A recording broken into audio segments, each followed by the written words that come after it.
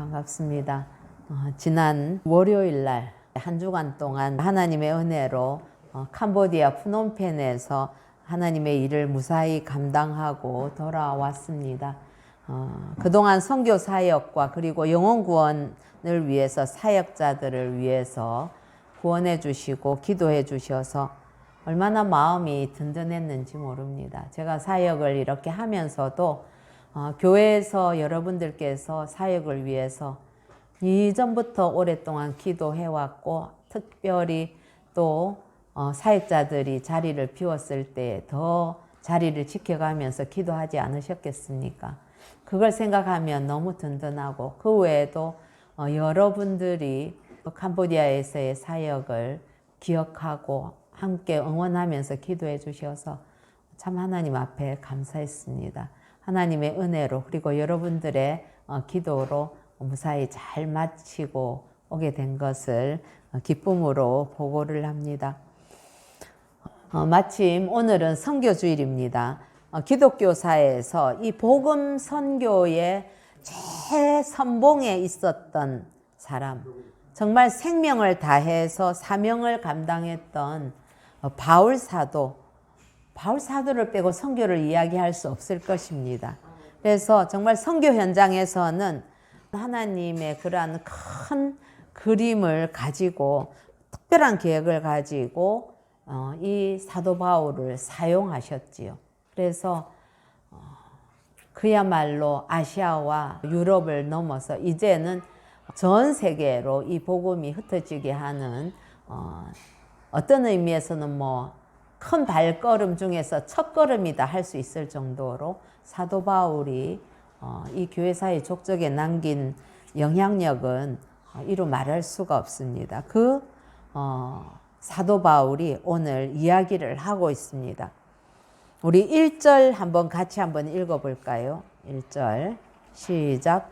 우리가 하나님과 함께 일하는 자로서 너희를 권하노니 하나님의 은혜를 헛되이 받지 말라. 사도 바울은 자신을 하나님의 동역자로 그렇게 이야기를 하고 있지요. 그래서 하나님과 함께 일하는 자로 자신을 이야기한다는 것은 사도 바울이 자기 자신은 누구인지, 나는 또 무슨 일을 해야 되는 것인지, 그리고 내가 왜 이 일을 해야 하는지에 대해서 분명한 어떤 답을 가지고 살았던 사람이 바로 사도 바울이었습니다. 그래서 바울은 자기의 정체성, 소명의식, 그리고 사명의식, 그리고 목적의식이 분명했던 그러한 사람이었죠. 요즘 이렇게 보면은 많은 사람들이 자기 정체성이 분명하지 않은 경우들을 참 많이 보게 됩니다. 그래서 나는 왜 살아야 되는지, 난 무엇을 위해 살아야 되는 것인지, 이런 거에 대한 개념이 없는 경우들 많이 보게 되지요. 어쨌든 이처럼 바울이 그러한 것들을 붙들고 살아왔는데, 우리 삶에 있어서 보면 모든 일이 열정도 참 중요합니다. 요즘 얼마나 우리가 열정을 강조합니까? 그러나 열심이나 열정도 중요하지만은 더 중요한 것은 방향성이라고 다들 이야기하고, 저도 거기에 동의를 합니다. 과연 지금 내가 걸어가고 있는 이 길이, 그 방향이 옳은 길인가? 아니면 내가 지금 어긋난 방향으로 가고 있나? 이것은 우리가 여정에 있어서 가장 중요한 포인트가 아닐 수가 없습니다.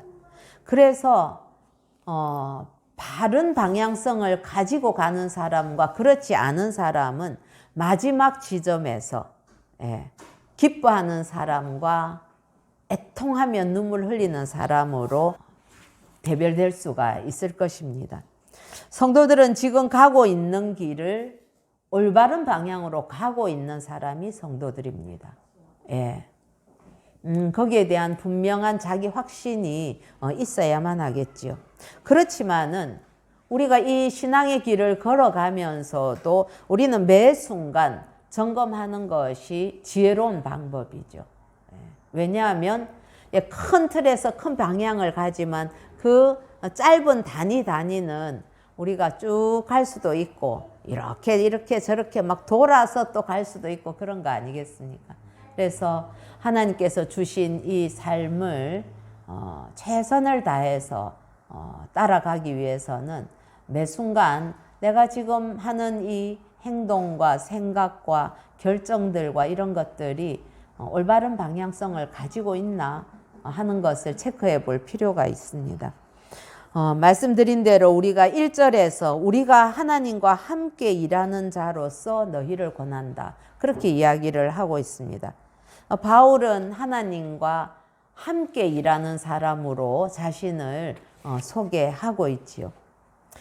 즉 이 말은 바울 자신이 나는 지금 하나님 안에 있고 그리고 지금 내가 하고 있는 일들이 하나님의 일을 하고 있고 뿐만 아니라 나는 그 주님의 능력을 힘입어서 주의 일을 하고 있다. 그렇게 이야기하고 있는 것과 마찬가지입니다.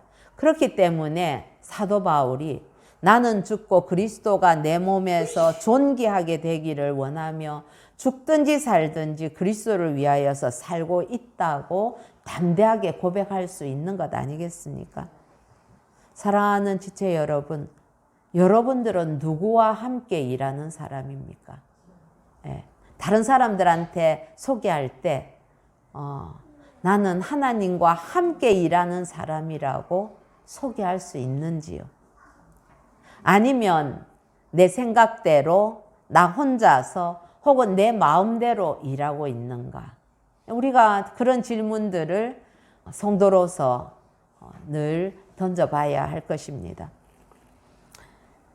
그렇기 때문에 우리들도 사도 바울처럼 자기 정체성을 분명히 세우고 살아가야 되겠습니다. 나는 주님의 보내심을 받아서 이 세상에 왔다. 여러분 여기에 자의로 태어나고 싶어서 태어난 사람이 누가 있겠습니까? 우리 수연이도 어느 날 갑자기 하늘에서 떨어진 건 아니잖아요. 엄마 아빠를 통해서 이 땅에 태어났지요. 그러나 하나님께서 보내셨기 때문에 내가 이 땅에 우리 부모님들 통해서 태어났다, 왔다 하는 분명한 어떤 표지가 있어야 되고요.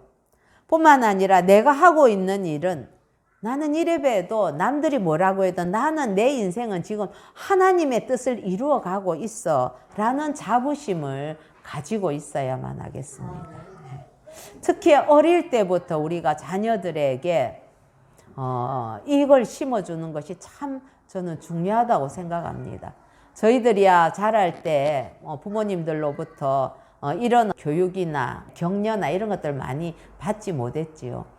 그러나 아이들을 무조건 부추기기 위해서 칭찬하기 위해서가 아니라 실제적으로 아이들은 우리를 통해서 하나님께서 이 땅에 보내셨다는 사실을 아이들에게도 늘 이야기해주고 그래서 자신의 모습이나 형편이나 능력이나 아니면 가정의 여건이나 이런 모든 것들을 뛰어넘어서 나는 하나님이 나를 이 땅에 보내셨어 하는 그 자존감이 높아지게 해야 되겠죠. 뿐만 아니라 내가 살아가는 것은 사람들이 볼 때는 자기 마음대로 하는 것처럼 생각할지 모르지만 그러나 길게 보면 나는 지금 나를 보내신 하나님의 뜻을 이루면서 살아가고 있다는 그 의식을 분명히 가질 때에 아이들의 자존감은 한없이 높아질 것입니다. 그래서 참 우리가 자녀들을 향해서는 항상 격려하고 하는 것이 너무 중요한 것이죠. 사랑하는 성도 여러분, 무슨 일을 하든지 내가 이 일을 하고 있는 것은 하나님께서 내게 허락하신 일이다라는 그 사실을 인정할 수만 있다면 그런 상태라면 그 믿음의 단계가 참 견고하다 그렇게 볼 수 있겠지요. 뿐만 아니라 지금 내가 하는 일이 하나님께서 나에게 위탁했다 혹은 허락하신 일이다라는 의식이 있다면 하나님께서 원하시는 대로 선을 이루어가면서 해야 되기 때문에 내 하는 일이 하나님의 일을 하는데 어떻게 우리가 소홀히 할 수가 있겠습니까? 최선을 다할 수밖에 없는 것이지요. 그렇기 때문에 그리스도인은 그렇습니다. 지금 하고 있는 일이 죄를 짓는 일, 남을 아프게 한다든지 아니면 하나님께서 싫어하시는 불신앙이나 또 부정한 행동이나 이런 것이 아니라면 우리는 무슨 일이든지 열심히 해도 되는 것 아니겠습니까? 그럴 때에 나에게 주어진 이 상황 속에서 내가 이 일을 최선을 다해서 한다. 나는 하나님의 뜻대로 내가 순종하면서 열심히 한번 해보자. 이쯤 되면 우리가 잘 아는 빌립보서 4장 13절에 내게 능력 주시는 자 안에서 내가 모든 일을 할 수 있느니라 하는 그 고백을 할 수 있겠습니다. 이런 고백이 저와 여러분 우리 모두에게 있기를 예수님의 이름으로 축복합니다. 바울이 하나님의 동력자다 라고 표현을 했다면 이제 오늘 우리 2절에 보면 두 번째로 우리가 오늘 상고할 것은 보라 지금은 은혜 받을 만한 때요 라는 말씀입니다. 여러분 은혜가 무엇이겠습니까? 은혜는 받을 만한 자격이 없는 자에게 조건이 없는 사랑으로 하나님께서 주시는 선물이 은혜라고 우리가 정의할 수 있습니다. 또한 은혜를 좀 더 아주 이렇게 잘 표현하자면 하나님께서 예수 그리스도를 통해서 죄인을 의롭다 하시고 영원한 생명을 주시는 일, 이것이야말로 은혜 중에 은혜가 될 것입니다. 이 은혜를 가장 잘 나타내주는 말씀이 하나님이 세상을 이처럼 사랑하사 독생자를 주셨으니 이는 그를 믿는 자마다 영생을 얻게 하려 하심이라 하는 말씀이지요. 이번에 사역에 있어서 주제가 예수 사랑이었습니다. 그래서 주제 찬양으로 우리가 꼽았던 것이 예수 사랑하심은 거룩하신 말일세. 이 찬양과 그리고 좋으신 하나님. 그래서 이 찬양을 영어로도 부르고 한국말로도 부르고 또 크메르어로 캄보디아 친구들은 다 알고 있었거든요. 그래서 열심히 부르고 왔었습니다. 그렇습니다. 우리가 어떤 사역을 한다 할지라도 이 가장 핵심적인 것, 하나님의 이 은혜의 내용은 바로 우리 독생자 예수 그리스도를 우리에게 주신 사건이 아니겠습니까? 그렇기 때문에 이렇게 지극히 큰 하나님의 은혜를 받은 사람이야말로 복이 있는 사람입니다. 여러분, 복이 있는 사람에 대해서 여러분은 어떤 개념을 갖고 계십니까? 내가 열심히 해가지고 하나님이 나에게 물질을 많이 주시고 건강도 주시고 자녀들이 잘 되고 그런 게 복이겠습니까? 물론 그것도 복이지요. 세상 살아가는 동안 그것도 복입니다.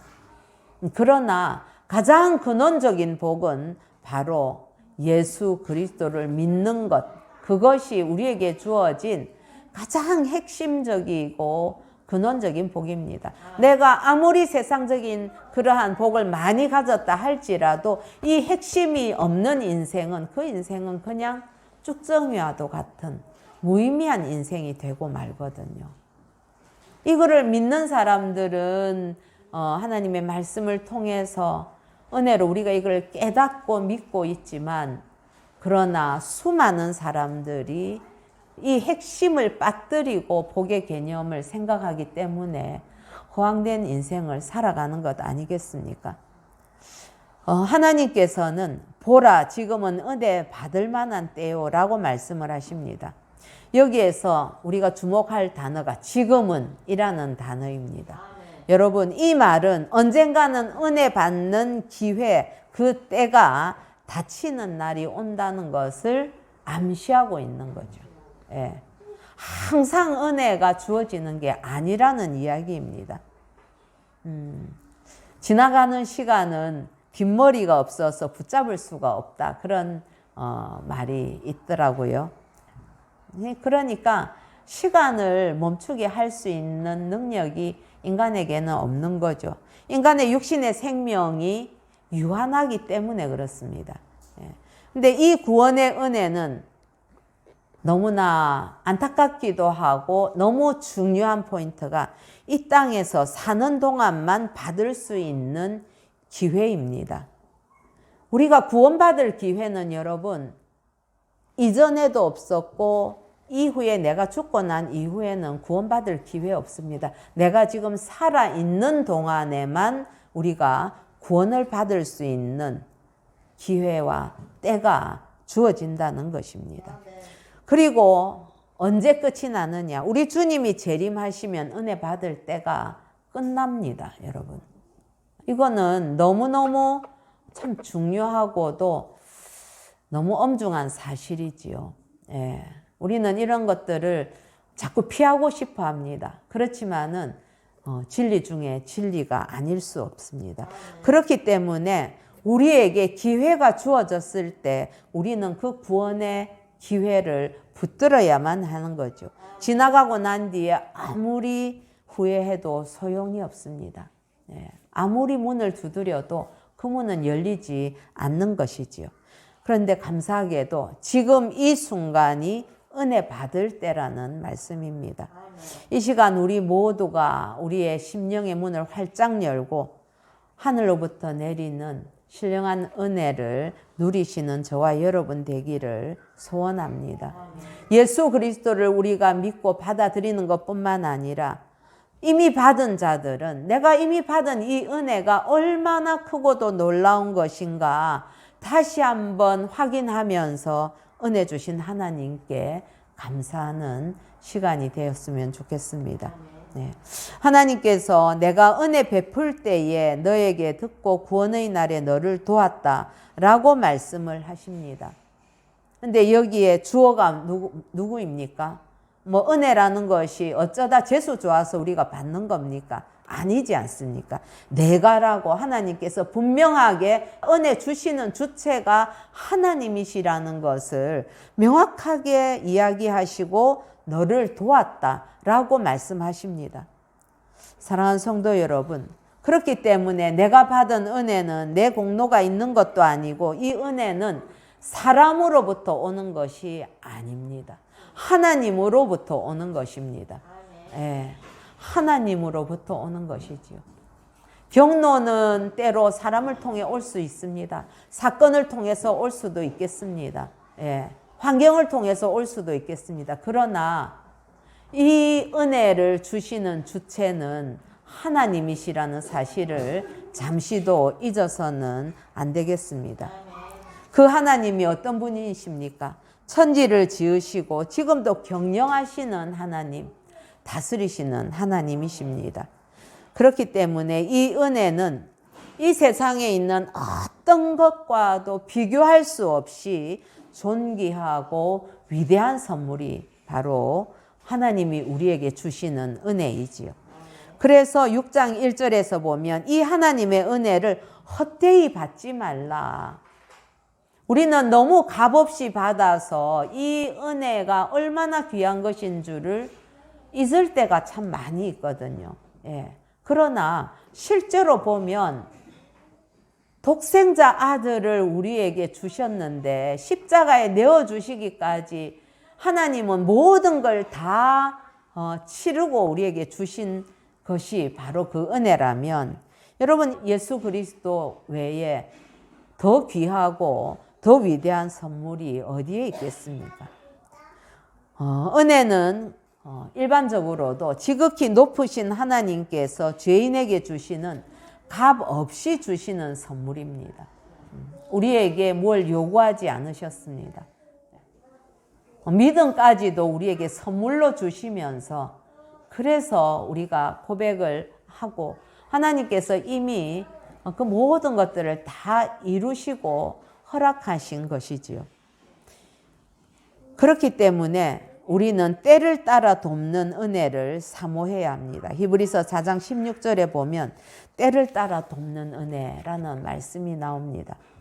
자, 우리가 지금이 은혜를 받을 때라면 또 지금은 어느 때인가 하면 보라 지금은 구원의 날이로다 이렇게 말씀을 합니다. 우리 2절을 다 같이 한번 읽어보십시다. 시작.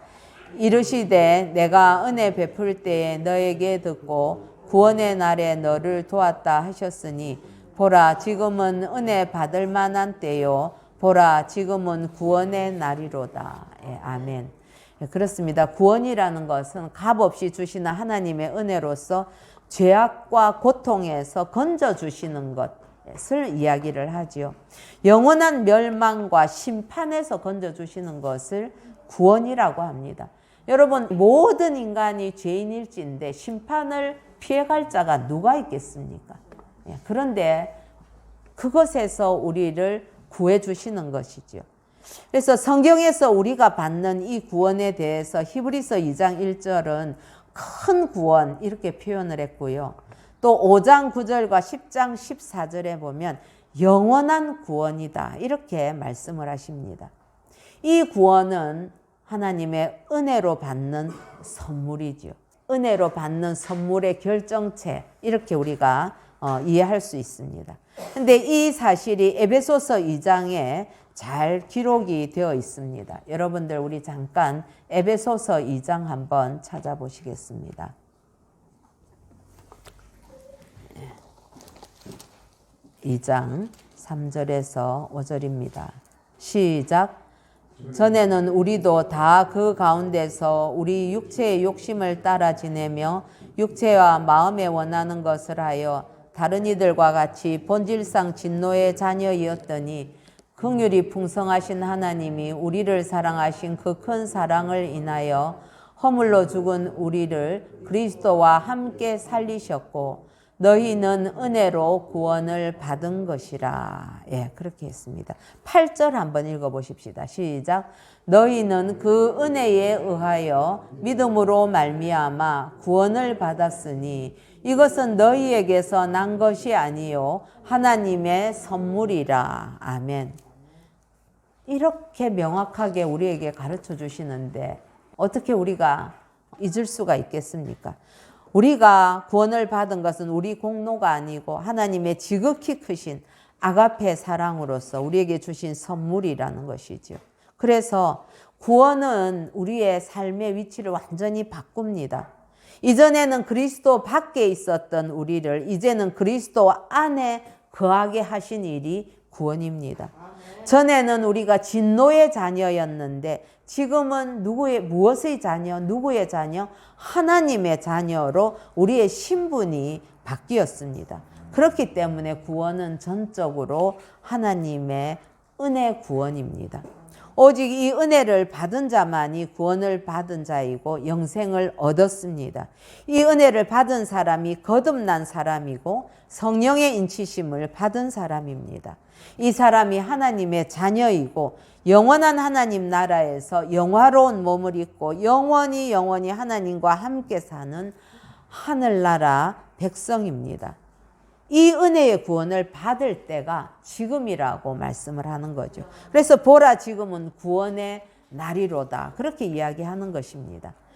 하나님께서는 이처럼 우리를 구원하시기 위해서 하신 일이 있는데 고린도후서 5장 21절에 보면 하나님이 죄를 알지도 못하신 일을 우리를 대신하여 죄로 삼으신 것은 우리로 하여금 그 안에서 하나님의 의가 되게 하려 하심이라. 즉 예수님께서 죄인들을 대신하여 죽으셨지만 예수님은 죄와는 무관하신 분이었습니다. 죄를 알지도 못하셨던 그러한 분이셨죠.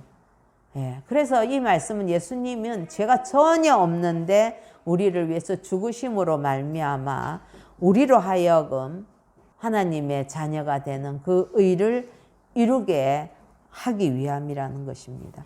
히브리서 4장 15절은 우리에게 있는 대제사장은 우리의 연약함을 동정하지 못하실 이가 아니요 모든 일에 우리와 똑같이 시험을 받으신 이로되 죄는 없느니라.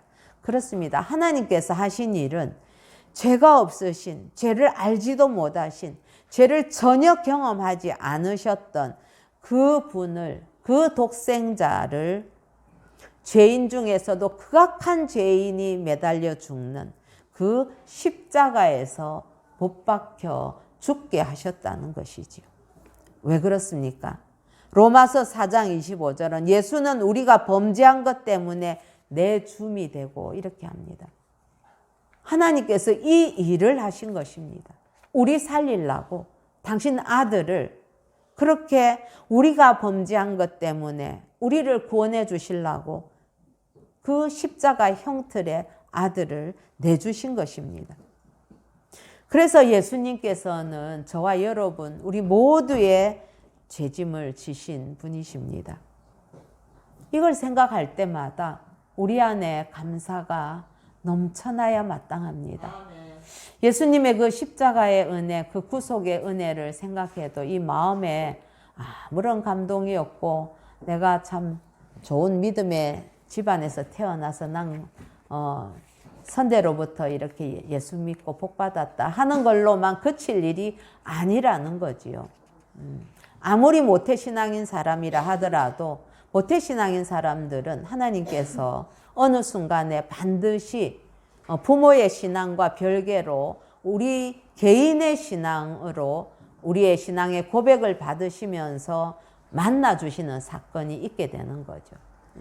그래서 우리는 하나님의 은혜, 이 예수 그리스도의 놀라우신 은혜와 사랑을 늘 감사해야만 할 것입니다. 사랑하는 성도 여러분, 우리가 얼마나 추하고 악한 자입니까? 겉으로는 다 훌륭합니다. 제가 봐도 어디 세상에서 막 사는 사람들과 어떻게 비교할 수 있겠습니까? 그러나 우리 안에 여전히 옛사람이 남아있는 우리의 본질적인 모습은 죄가 늘 일렁일렁거립니다. 내 안에 보아도. 우리가 조금만 성령의 은혜에서 떨어지게 되면 내 안에 죄된 모습이 곧바로 치고 올라와서 그거 가지고 다른 사람 아프게 하고 주변 사람들을 힘들게 하고 또 가정을 어렵게 하고 교회를 어렵게 하는 그런 일에 나도 모르게 쓰임 받을 정도로 연약한 지체가 저와 여러분 아니겠습니까? 그럼에도 하나님께서는 우리를 하나님의 자녀로 삼아 주시는 그런 놀라운 은혜를 주셔서 영접하는 자 곧 그 이름을 믿는 자들에게는 하나님의 자녀가 되는 권세를 주신 것입니다. 아무 자격 없는 저희들에게 선물로 주셨기 때문에 우리는 하나님의 놀라우신 은혜를 누리고 사는 자들 아니겠습니까? 이 죄인인 우리는 그리스도 안에서만 하나님 앞에서 의로울 수가 있습니다. 여러분, 내가 아무리 은혜 받고 또 구원 받았고 이렇다 하더라도 나 하나만 뚝 떼서 놓고 보면 우리는 여전히 죄 가운데 걸어가고 있는 자들입니다. 그러나 우리가 그리스도 안에 있을 때에 비로소 예수 그리스도로 말미암아 우리는 하나님 앞에서 의롭다고 칭함을 받을 수 있다는 사실을 기억하고 늘 하나님 앞에 우리는 겸손히 엎드려야만 하겠습니다. 그렇다면 은혜 받은 우리는 뭐를 해야 되는가? 바로 사랑의 복음을 전해야 되는 것이죠. 이 은혜의 복음, 사랑의 복음을 전하는 일이 하나님께서 제자들과 교회에 주신 사명입니다. 그래서 너희는 온 천하에 다니며 만민에게 복음을 전파하라. 믿고 세례를 받는 자는 구원을 받을 것이요 믿지 않는 사람은 정죄를 받으리라. 우리 저기에 써붙인 말씀 아니겠습니까? 그렇습니다. 우리는 주님 앞에 서는 날까지 우리가 해야 될 일은 내가 거저받은 이 은혜의 구원을 다른 이들에게 전하는 일입니다.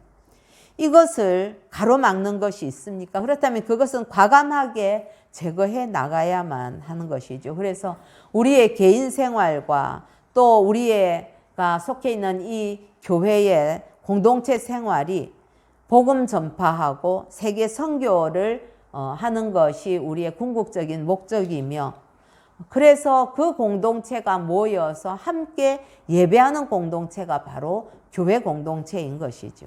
그렇기 때문에 복음을 전하고 세계 선교를 방해하는 일은 무조건 내려놓아야만 합니다.